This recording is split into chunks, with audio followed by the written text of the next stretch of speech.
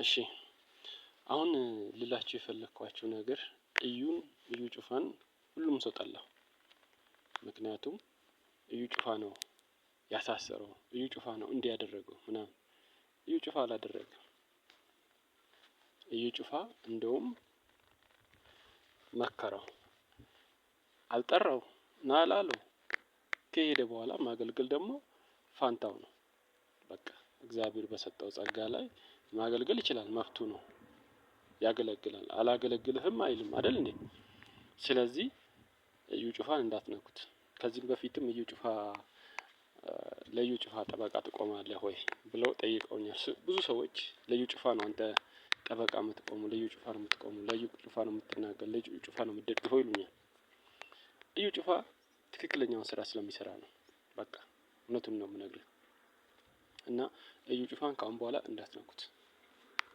በቃ ማንም ሊናገረውም አይችልም። ለህግ ግልጽ ሆኖ እንዲታይ አድርጓል። እንደውም የሚመሰገን ሰው ነው። በቃ ለህግ ግልጽ ሆኖ እንዲታይ፣ እውነታው እንዲወጣ፣ የልጁ ባክግራውንድ እንዲጠና፣ እንዲታወቅ፣ ምን እንደሆነ፣ ለምን አላማ እንደተነሳ፣ ለምን አላማ እንደመጣ፣ ምን ይዞ እንደመጣ፣ ማን እንደላከው እንዲታይ። እንዴ ሰው እኮ አዋቂ ስትሆን እኮ ተፈታኝ ትሆናለህ። የሚያውቀውም የማያውቀውም ይፈትናል።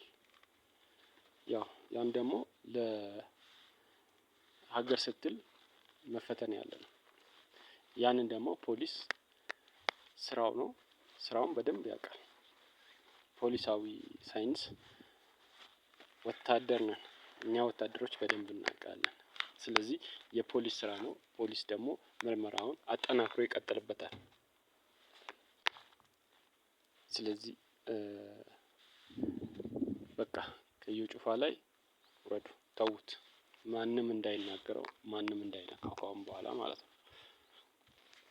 እውነቱን ነገር ስነግራችሁ ይሄ ነው። እዩ ስራውን ይሰራል፣ ይቀጥልበታል። እሱ መንግስትም ያውቃል እንደሚሰራ። መንግስት ደግሞ የራሱን አካሄድ ይሰጠዋል። በቃ ይሄ ነው። ቅድሙን እሱም ህግ አላፈረሰም፣ ህግ አልነካም፣ መንግስት አልነካም። ለሀገር ያገለግላል፣ ለህዝብ ቆሟል። ለህዝብ ነው የሚያገለግለው፣ መንግስትን ነው የሚያገለግለው፣ ሀገርን ነው የሚያገለግለው።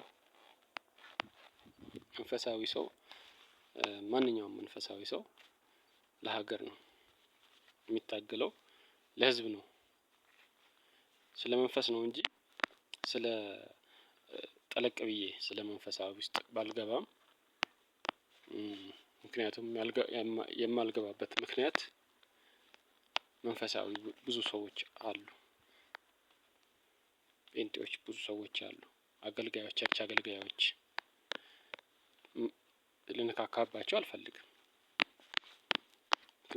ምክንያቱም መብታቸው ነው። ግን በማይነካ መልኩ ችግር ያለውን ደግሞ ለህግ አጋልጦ መስጠት ትክክል ተገቢ ነው። በቃ ምክንያቱም ጋጠወጥ ሆነ የሚታይ ነገርን ለህግ ማጋለጥ ነው። አንተ እንዲህ ነህ ብሎ አያሳይም ማንኛውም ሰው ቢሆን።